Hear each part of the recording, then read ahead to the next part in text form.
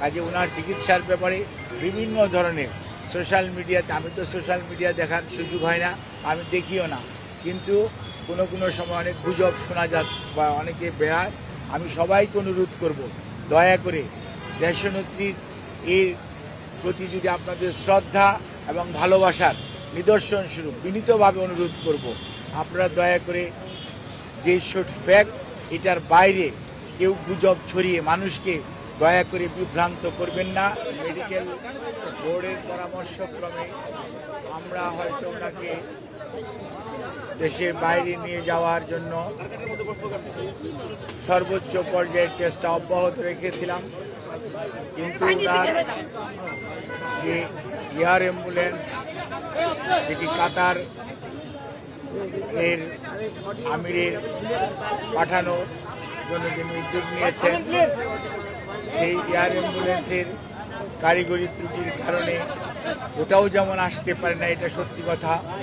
অন্যদিকে মেডিকেল বোর্ডের সদস্যগণ জরুরিভাবে মেডিকেল বোর্ডের সভা করে এবং একসাথে বসে সিদ্ধান্ত নিয়েছিল ওই মুহূর্তে ওনার ফ্লাই করার সঠিক হবে না।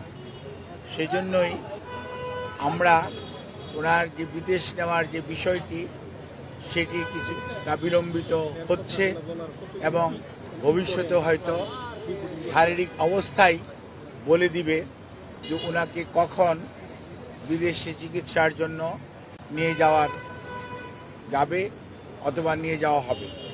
কাজে এখন আমাদের মেডিকেল অ্যাম্বুলেন্স সবসময়ই প্রস্তুত আছে, কিন্তু প্রস্তুত থাকলেও সর্বোচ্চ পর্যায়ে দেশনেত্রী বেগম খালেদা জিয়ার সুচিকিৎসা এবং ওনার সেফটি অ্যান্ড সিকিউরিটি অর্থাৎ চিকিৎসাগত দিক থেকে এইটি অত্যন্ত প্রাধান্য পাচ্ছে সর্বত্রই।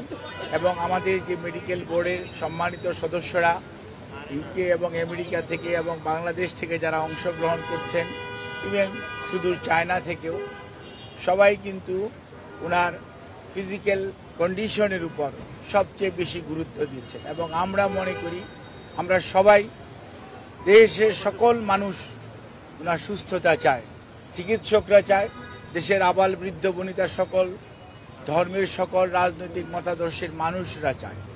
কাজেই যেহেতু ওনার স্বাস্থ্য আমাদের সর্বোচ্চ অগ্রাধিকার, সেজন্য আমাদের ভারপ্রাপ্ত চেয়ারম্যান সার্বক্ষণিকভাবে জনাব তারেক রহমান সাহেব এটি যেমন তদারকিও করছেন এবং এ ব্যাপারে চিকিৎসকদের মতামতকেই উনি সবচেয়ে বেশি অগ্রাধিকার দিচ্ছেন, দলও সেই অনুযায়ী অগ্রাধিকার দিচ্ছে। কারণ সবচেয়ে বড় কথা মনে রাখতে হবে যে মেডিকেল বোর্ডের সদস্যরা বিগত 6 বৎসর যাবৎ ওনাকে বিভিন্ন সময় যে সেবা দিয়ে এসছেন, প্রতিকূল পরিস্থিতিতেও। আজকে হয়তো পরিস্থিতি কিছুটা বদলেছে, কিন্তু আপনারা সবাই সাক্ষী কি অবস্থার মধ্যে দিয়ে আমাদেরকে বিগত 6টি বৎসর পার করতে হয়েছে। কাজে এই অবস্থার মধ্যে মেডিকেল বোর্ডের সদস্যরা অত্যন্ত দৃঢ়তার সঙ্গে এবং অত্যন্ত professionally they are handling the matter. অর্থাৎ আমাদের যে এইখানকার যে শুধু যে দেশের চিকিৎসকরা এটার সাথে ইনভলভ তা ভাবার কোনো কারণ নেই। আমি সব সময় আপনাদেরকে মেডিকেলের সদস্যদের নাম সব সময় বলেছি, আমি আবারও আজকেও বলতে চাই যে আমরা প্রফেসর ডক্টর শাহাবুদ্দিন তালুকদার এখানে উনি আছেন, এখানে ডক্টর এজেড সালিয়া আছেন, ডক্টর মাসুম কামাল আছেন এবং ডক্টর জিয়াউল হক আছেন, ডক্টর জাফর ইকবাল আছেন এবং সেই সাথে আমাদের ব্রিগেডিয়ার সাইফুল ইসলাম আছেন এবং এর বাইরেও ডক্টর সিজান অর্থাৎ লুৎফুল আজিজ উনিও আছেন, professor AQM Mohsin, professor doctor Shamsul Arefin এবং ওনার প্রধান চিকিৎসক ডক্টর ফখরুদ্দিন মোহাম্মদ সিদ্দিকী এবং doctor professor doctor Nuruddin Ahmad, ইনারা বাংলাদেশ থেকে আছেন। এর বাইরেও সব সময় ওনার চিকিৎসার ব্যাপারে জন প্যাট্রিক কেনেডি এবং জেনিফার ক্রস এবং প্রফেসর গোল্ডস্টোন, এই 3 জন লন্ডন ক্লিনিকের চিকিৎসক এবং প্রফেসর ডক্টর রিচার্ড, উনি হচ্ছে লন্ডন ব্রিজ হসপিটাল অর্থাৎ আপনার কিংস কলেজের উনি প্রফেসর, উনি আছেন। শাকিল ফরিদ পেপোয়ার ক্যামব্রিজ যে কার্ডিওলজি সেন্টার সেইটার সাথে জড়িত আছে। এবং প্রফেসর গার্বি উনি হচ্ছেন একজন আপনার কার্ডিওলজিস্ট, যিনি ভ্যালভুলার হার্ট ডিজিজ হ্যান্ডেল করেন, উনি এটার সাথে সম্পৃক্ত আছেন। এবং ইউএসএ থেকে প্রফেসর হাবিবুর রহমান লুলু এবং professor John Hamilton, professor doctor Hamid Rab, professor doctor Rafiquddin Ahmed, professor doctor Jorjis, এনারা কিন্তু ওনার চিকিৎসার সাথে সম্পৃক্ত আছেন।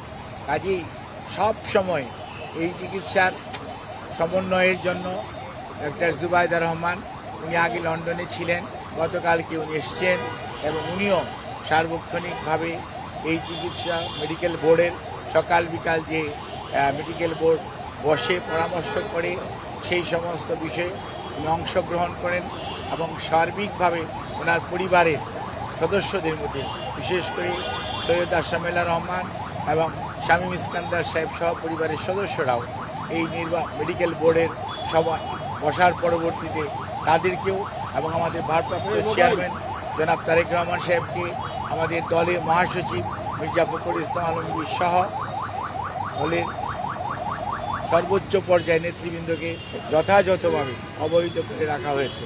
কাজে ওনার চিকিৎসার ব্যাপারে বিভিন্ন ধরনের সোশ্যাল মিডিয়াতে, আমি তো সোশ্যাল মিডিয়া দেখার সুযোগ হয় না, আমি দেখিও না, কিন্তু কোনো সময় অনেক গুজব শোনা যায় বা অনেকে বেড়ায়।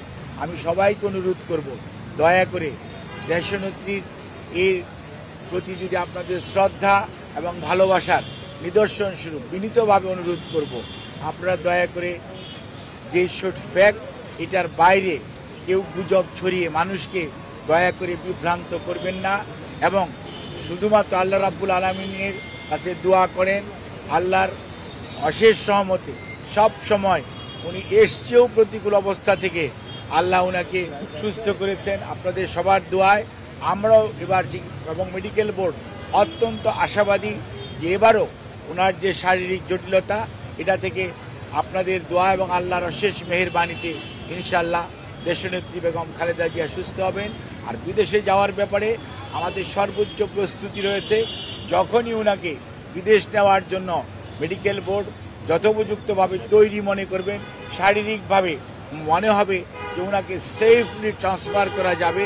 কারণ মনে রাখতে হবে 12 থেকে 14 ঘন্টা যখন আপনি এয়ার ফ্লাই করবেন তখন যে হাই অল্টিটিউডে মানুষের শারীরিক যে পরিবর্তন হয় সেটির সাথে খাপ খাওয়ানো একজন অসুস্থ মানুষের পক্ষে সব সময় সম্ভব হয় না। কাজে এই জিনিসটি খেয়াল রেখে আপনারা দয়া করে বিভ্রান্ত হবেন না, দয়া করে কেউ বিভ্রান্তি ছড়ানোর চেষ্টা করবেন না। সর্বোচ্চ পর্যায়ে কাতার গভর্নমেন্ট এবং আমাদের যে অন্তর্বর্তীকালীন সরকার সর্বোচ্চ পর্যায়ে সহযোগিতা আমাদেরকে করছেন এবং তারা ওনাদের বিদেশে নেওয়ার ব্যাপারে ওনাদের যে সহযোগিতা অব্যাহত রেখেছেন। বাট ওনার শারীরিক সুস্থতা এবং চিকিৎসা মেডিকেল বোর্ডের যখন পরামর্শ হবে তখনই ইনশাআল্লাহ ওনাকে বিদেশে নিয়ে যাওয়ার হবে। তবে সবার আগে মনে রাখতে হবে ওনার চিকিৎসাটাই সর্বোচ্চ প্রাধান্য পাবে। সেই জন্যই ওনাকে চিকিৎসার জন্যই এখানকার হাসপাতালের কর্তৃপক্ষ এবং সেই সাথে কর্মরত সকল পর্যায়ের স্টাফস যারা ওনার চিকিৎসার সাথে সম্পৃক্ত, যারা চিকিৎসার সাথে সম্পৃক্ত না, সবাই সহযোগিতা করছেন। সর্বোচ্চ পর্যায়ে হাসপাতালে ভর্তিকৃত অনেক রুগী এবং রুগীর আত্মীয় স্বজন আমাদের অনেক আবেগপ্রবণ আমাদের সহকর্মীদের কারণে হয়তো অনেকভাবে বাধাগ্রস্ত হচ্ছেন। সেজন্য আমরা আপনাদের কাছে যারা একটু মনে কষ্ট পাচ্ছেন তাদের কাছে আমরা ক্ষমা প্রার্থী, আপনাদের সহযোগিতা চাই এবং সর্বোচ্চ পর্যায়ে আপনাদের সহযোগিতা ছাড়া আমরা সত্যিকার অর্থে ওনার চিকিৎসা কার্যক্রম অব্যাহত রাখা কষ্ট হবে। এই কথা বলি আমি আমার বক্তব্য শেষ করছি।